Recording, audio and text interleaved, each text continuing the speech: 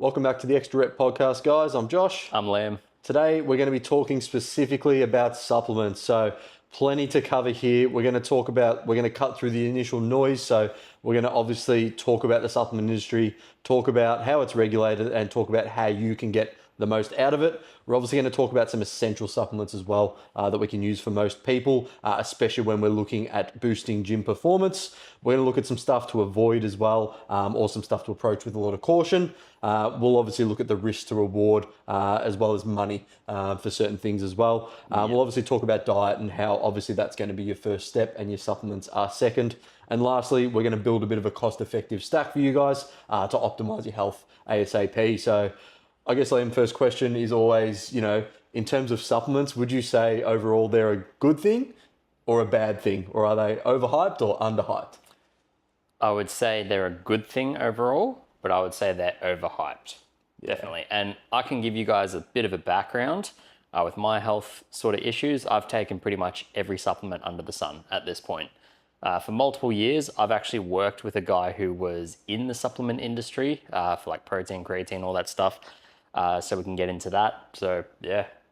Yeah, it's quite interesting. And, I think the problem that is with the supplement industry is that it's unregulated. So when things are unregulated, it becomes very easy to push, proprietary blends and shitter ingredients and things like that. So and also claims. Yeah, and just claims of things just like claims, marketing. Yeah. This will do X, Y, Z. Yeah. I think, it probably goes back to that. Claims of marketing are probably the first one. Like if someone's claiming something does X, Y, Z, but the actual stuff they put in there doesn't back that up. Fat burners and a lot of pre-workout supplements as well. Just more so with dosages and that. So we will talk about that a little bit as well. But diving into sort of essential supplements, I would say your main three: caffeine, protein powder, and creatine. Sort of from like a gym bro performance base. Yes, I would say. In terms of like just overall health and what I see a lot of my clients and people like male and female would need to take in general, I would say zinc, vitamin D, K2, that's one supplement together, and magnesium. Interesting. So they're like for health and performance, you'd say zinc, vitamin D, K2, magnesium. Yep. And then for gym performance, creatine, protein powder, caffeine. Yep. I reckon probably creatine's the one where obviously is probably the most well-researched supplement. What are your opinion on that? Creatine's absolutely amazing. It's just shown recently, well, not recently, it's been studied thoroughly over the years. It's got like 40 years of research behind it. But recently there's a lot coming out about the cognitive function of creatine. And you may have noticed this, but like a lot of people are now, 5 grams daily was sort of like this norm, but now people are starting to optimize like, okay, well, if I want brain function or I'm going by kilo per gram of body weight, some people might need more creatine. Some people might need 10 grams daily. I've seen people take up to 20 grams daily. But then there's also, I wouldn't call it a myth, but there's people that go around the whole loading phase with creatine. So do you want to go into that or do you want me to take the reins on that one? The easiest way to say it is, creatine, you take 5 grams a day every day. The loading phase basically means you take, 20, 25 grams a day and you take it, in 5 gram increments over 3-4 days, just to saturate your muscle cells, which again, is it useful, to get it in slightly a bit quicker? Yeah, it could be if you're a top 1% bodybuilder. But for most of the general population, 5 grams a day every day, ideally mixed with either like a shake or a carb source to just get it in a bit more effectively. But look, it's not the end of the world if you don't do that. But I think for elderly people... Go back there with the shake and the carb source, because a lot of people don't know that about absorption. If you take it with carbs, you absorb it a lot better and it helps with muscle protein synthesis because carbs are sparing. Like it helps drive water intracellular into the muscle. But a lot of people, like, the reason being is back in the day, remember they said like you had to take creatine with orange juice. Yeah. And that was it. Thing, Like, because you mix it in water, and for those people who haven't tried it, it tastes bland and like horrible. And it's like, so people, the barrier to entry of taking it was like, I'm not drinking that every single day.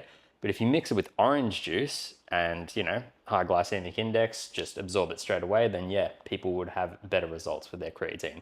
Yeah, I think, like I said, and that goes with a lot of supplements as well. Like you probably talk about like, fat soluble vitamins, and we'll probably go into that, where it's like you need to be taking them with a meal with fats. And you see people take this chemical concoction of 15 different supplements every morning, shove them in with water, walk out the door, and chances are 90% of them won't even be absorbed. It's, you're just wasting your money. So I think going back, creatine really effective. And for a lot of my clients, especially elderly clients, like, especially if you're like 40 plus, I would say, starts to become a lot more, especially from that cognitive benefit function, and just retaining muscle mass. Especially as you age, probably once, let's say you get 50, 55 plus. Retaining strength as well. And retaining strength and cognitive function. I think that's a game changer for a lot of people. And same, especially if you're vegan, vegetarian, absolutely, I think it's a must-have supplement. Personally, I would say. Protein powder, I mean, we don't really need to cover it too much. Well, it depends. I mean, there's so many different protein powders out there that actually have so many different benefits. Like some people with like a whey protein concentrate, that used to be like, that's not as good as whey protein isolate. But then now there's literature showing that whey protein concentrate actually has all these benefits of like lactoferrin and uptake and protein and iron absorption. So like, there's always going to be like, is this one better? Is this one better? Is this one slow digesting release? Is it casein protein? Is hydrolyzed better for me? Is this one without the lactose better for me? It's like, it really is individual independent. As a supplement, just look at it from the perspective of I'm supplementing 20 to 30 grams of protein in a scoop. And I would say personally, avoid soy protein isolate. It is the worst bioavailable form of soy or protein. But the amino acid blend in it is just so shit. You don't get your 12 essential amino acids. Well, actually, there's 20. But there's 11 that are actually absorbed through protein and 9 the body makes itself. Essential and non-essential. Essential and non-essential. And that's, that'll go into BCAAs as well, which will... quality of soy protein isolate is just terrible. Like, a lot of people, they eat, say, protein bars, and they're like, they just made me feel bloated and shit. And like the whole thing was soy protein isolate. And the reason companies do that is because it's the cheapest version. They can make more money off the margin with that ingredient. If you want like the best quality whey protein out there, it would honestly be like a grass-fed goat's whey. But you're paying a premium to either get that. And I think especially in Australia lately, like protein's just gone through the fucking roof. It's actually kind of got a bit ridiculous, but I think like... The TGA regulations as well, in terms of supplements and protein and what you can and can't have, like they are getting stricter and stricter here in Australia. I think the easiest way to look at it, if you're just like a bit of a, weekend warrior, goes to the gym, still wants to optimize things, I say buy what you can afford. Ideally for me, and what I recommend most of my clients would be at least an isolate. If you can tolerate a concentrate, no problem at all. I find, for example, myself, like gut issues straight away when I go into the concentrate. It could be 100 different things, but I do find there's some clients that just makes them feel bleh. As soon as they have a concentrate, whereas in they have the isolate, again, I'm lactose intolerant. So lactase enzyme, chuck that out. I know, for example, bulk nutrients, again, sponsor me, shout them out. They're probably the cheapest and the best mix of like cheap but good quality. And I find they're quite good. Most of their proteins, say $45 to $50 a bag, whereas in a lot of these other supplement companies, you're probably getting $75, $80 for a kilo. So if you're looking for a good, stable option that gets the most out of it, I would probably go for them. But there's obviously better ones on the market as well in terms of where you want to take yourself. Well, I mean, it goes into like my clients. I deal with like a lot of clients with gut issues and autoimmune conditions and stuff. And it's like the ingredients list becomes very important when it comes to what they're actually putting into their body. And I will say the earth protein whey that bulk nutrients do, it's got no sweeteners or nothing in it and, no dairy or anything. So it's usually tolerable. Just the feedback I've had is it just doesn't taste as good, but that's to be given. One that I use with my clients and I use personally myself is Ghost. And the reason being is not only is it high quality, but they actually add digestive and lactase enzymes in their protein so people can tolerate it. But I will say though, when people just straight away have a protein shake and they just say I'm intolerant to it, was it just a protein shake and water, or did you have a smoothie and mix all these other things full in cream it? So, milk and everything else. Exactly. So I always try and pinpoint that out for a lot of people because it is very important to know that. Or even just like probably sculling it a bit too quickly as well, I think that's something that probably people do. And I mean, I do it all the time, I'll just try and get my protein in quick between clients. Well, this is why it's a supplement, right? Because it's so convenient. Exactly. It comes back to convenience. Like in an ideal world, like, I would probably say just from an absorption standpoint, whey protein, you go back to that gym bro, like, do I need to get my protein in 0.5 seconds after my last set? Like, no, you don't. But I would say there's no downside to it. There's no downside to, like, obviously you want to get into a maybe rest and digest first, do some deep breathing, relax, get yourself in that body position. But then if you can have a shake straight away and you can obviously fit it into your calories, hit your daily protein goal, awesome. Yeah, absolutely nothing wrong with that. So I think that's a really good recommendation as well. Caffeine? Well, I don't even look at caffeine as a supplement, even though you can get it in supplementational form. So when we say caffeine, usually we're talking about like pre-workouts and Monster energy drinks and all that stuff. But literally like coffee, just black coffee, 0 calories, not only so many health and antioxidant benefits, but the caffeine, it's just a no-brainer, just with cognitive performance and also before training. It will enhance like your training, like lifts, like endurance, everything about training in general, I would say. Yeah, I think it's one of those things where obviously you've got to balance caffeine with sleep as well. So it's something where, if my clients train in the morning, I'll be like, have at it, enjoy your caffeine. If they're training like late at night, that's somewhere where I'd look to potentially taper that off. It depends on the person though. Exactly. Like we have different genetic receptors with caffeine and half-life stays in your system. For some people, it's like, I know some people that can take coffee right before their training session that's at like 7 p.m. at night, get home, eat dinner, and they're in bed by like 10 and they sleep like a baby. Yeah, it's good quality sleep as well. Crazy. I wish I had that, but rule of thumb that we usually use for caffeine is anything after midday, just stop. Yeah, so 8 hours, after 8 hours, you're still going to have half of what you've given in your system, and to have like an actual, I guess, response in terms of the proven strength, you probably need to be getting up at least, 250, 300 milligrams and beyond to start actually seeing some, like, some more serious benefits in terms of pushing an extra rep. But again, it can be a bit of placebo as well, can't it? I always go back to the genetic response, because some person could be a hyper responder to caffeine and, just one coffee, 110 milligrams of caffeine, they're just like, fuck, like it really hits them hard. Gets them flying. Yeah, so it really depends on the person, the individual. And that's what I mean. You've got to go up and down on the dose. And it's same with supplements, you're going to be going up and down on doses because everyone's individualized. They're going to give you recommendations, but it's going to depend on the person at the end of the day, which is why potentially getting blood work can be so important when you're looking to optimize things as well. But this is the hard thing with blood work for going into there.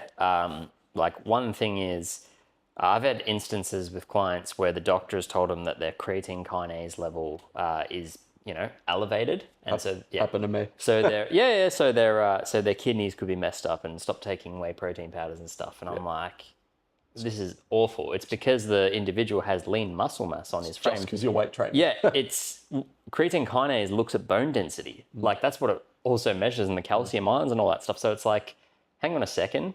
Like, how is this in correlation with creatine just because it's called creatine kinase? Now, yes, it does elevate it slightly when you start taking creatine, but marginally. And it does not mean your kidneys are fucked. I just want to just throw that out there. Unless you have pre-existing kidney issues, completely safe, completely fine, basically. Well, it's the whole protein argument with kidney issues. Like, we've seen research up to like 300 to 400 grams of protein a day still doesn't affect kidneys. Yeah, it's like 4.4 grams per kilo body weight. Something crazy. Yeah, it's still safe and effective. Again, not needed, but definitely not needed. It's actually, I mean, to some people it's a dream, but like some people it's very expensive. Yeah, I think so as well. Moving to like, I guess, fat burners and test boosters and stuff. I think in terms of things like, you don't necessarily have to avoid these things, but I think you just need to understand the lifestyle. The marketing hype behind it. I just want to throw that in there because, when we look at test boosters and, people look at for the like natural version of pretty much taking steroids when they think of it. And it's like, it always comes down to lifestyle. Yeah.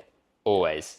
I'm tired, so I need to, have a fat burner, give me an additional this. Yeah. I need a pre-workout. That fat burner, by the way, just has caffeine in it. Yeah. So take the black coffee instead. Yeah. I think what's the only other thing I would ever not so much recommend, but it's like the green tea extract. It's like might help you burn a little bit, a few more calories, but we're talking 50 a day. Like it's negligible in terms of like, this is going to help me lose more fat. Well, it's like L-carnitine as well. Yeah. Like there's people that inject like 5 grams of L-carnitine. It does accelerate a bit of fat loss, but it's like, you know, you're talking about the 1% out of the rest of the 99% of your day. Like, get the 99% right before you start thinking about the 1% thing you need to do. Yeah, it's like L-carnitine's a funny one because I feel like a lot of people don't have so much research on it, and it was probably demonized a fair bit, but obviously a fair bit of research has come out now to sort of be like, it actually can definitely be effective at, you know, getting the fat cells and moving them and all that. But again, it's a very small benefit. Here's a hack for people. Do you know what the food highest in L-carnitine is? What? Grass-fed steak. Grass-fed beef, yes. Yep. Grass-fed beef. There you go. Yeah. Hack for everyone. Eat your grass-fed meat and you will probably not have to worry about a lot of the supplements that you're about to talk about now in terms of health. Well, it depends. Which ones do you want to go into? I think the blood work ones, or I think if you sort of describe just like I said, the main three you probably see in clients that really would go towards optimizing their health, fitness, and body composition. Number one's vitamin D, and a lot of doctors actually measure vitamin D wrong. Like you need to measure 25 hydroxy vitamin D in the blood. And then also magnesium as well. A lot of people don't realize on a blood test, magnesium is only in 1% of your blood. So you can never get an accurate reading, but we're all deficient in it. Yeah. The other one I would actually say, because zinc, measuring it in a blood test, yes, it can be accurate, but still at the same time, is that person's digestive tract actually absorbing zinc? You know, we look at, you know, copper and heavy metal toxicity. When the ratio goes out of whack, are they even absorbing zinc even though it's in the bloodstream? It's like, no, not necessarily. So I would actually say potassium, because I see a lot of people's potassium low. For those people that don't know, we need like 4.4 grams daily. And so I would just say, no, not zinc, probably vitamin D, K2. I've explained in many videos why K2 you need that ratio, but we'll just go with vitamin D. I would say anywhere between 5,000 to 10,000 IUs daily, and have that with a fat-soluble meal because it's a fat-soluble vitamin. Means it won't absorb otherwise. Yes, it won't absorb, and you will just pee it out of your bloodstream. This is why a lot of people, when they get IV infusions of vitamins, they feel really good for a few hours and then nothing. Just back to normal. Yeah, because it was just water soluble. It didn't actually absorb a lot of them. Next one, magnesium, but I would honestly go with magnesium glycinate. It's easily the best bioavailable form of magnesium. You know, there's other ones out there like magnesium citrate, which works more on your stools to help aid with constipation. Then there's magnesium L-threonate, which actually, you know, calms your brain down. So there are a few different ones, but glycinate seems to work on the nervous system and the body a lot better.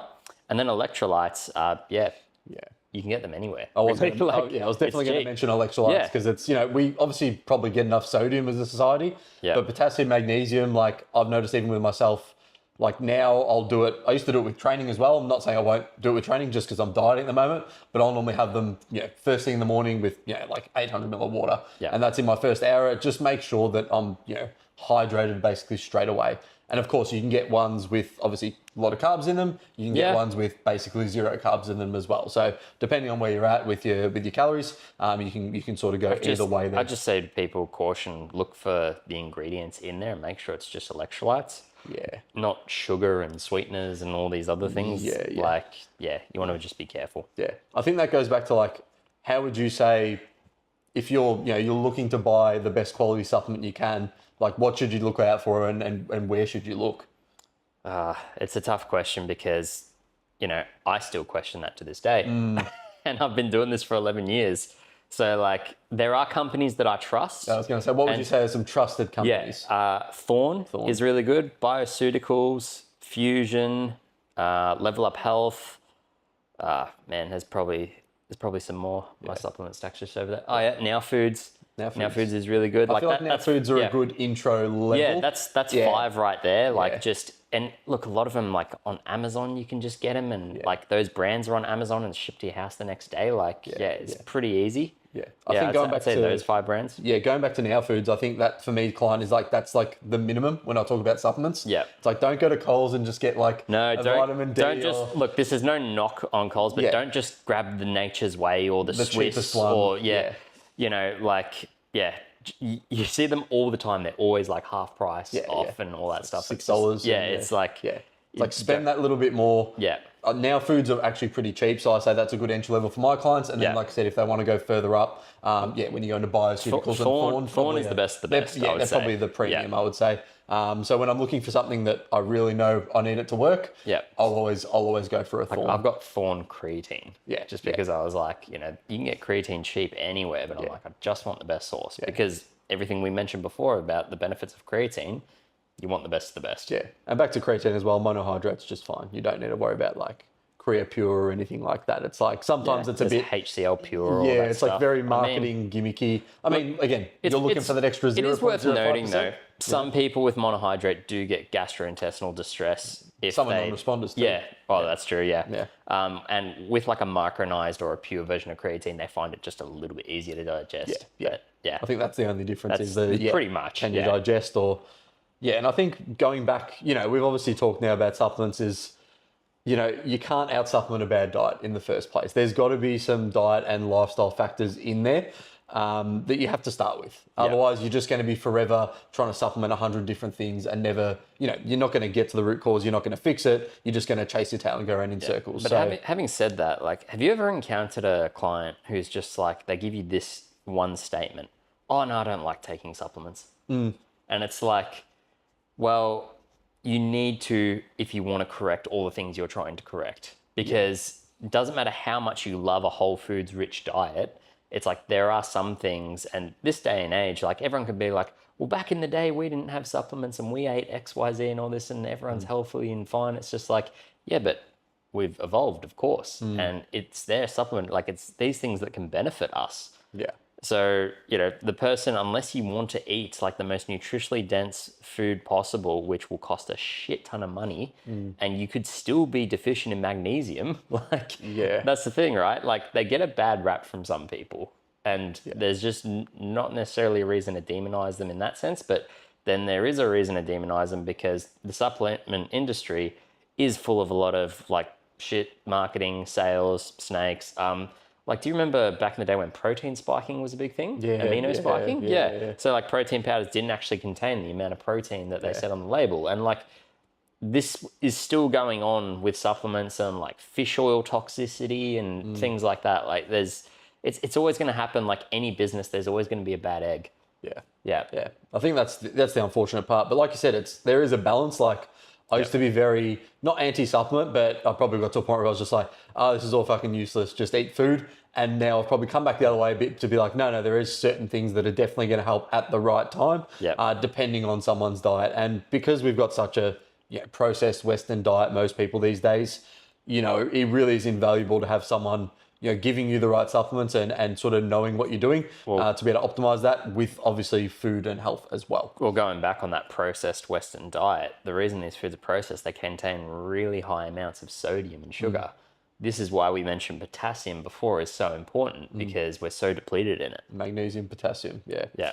I feel like that's a very, potassium, magnesium, get those in, good quality sources. And I think, obviously with the electrolytes, that's got that in there as well. I think that will really help a lot of people, just balance out a lot of deficiencies, really. And you'll feel a fuckload better, really, at the end of the day. And it's not instant as well, guys. Like you don't pop the pill and then feel better that day or that week. Like it takes time to correct deficiencies.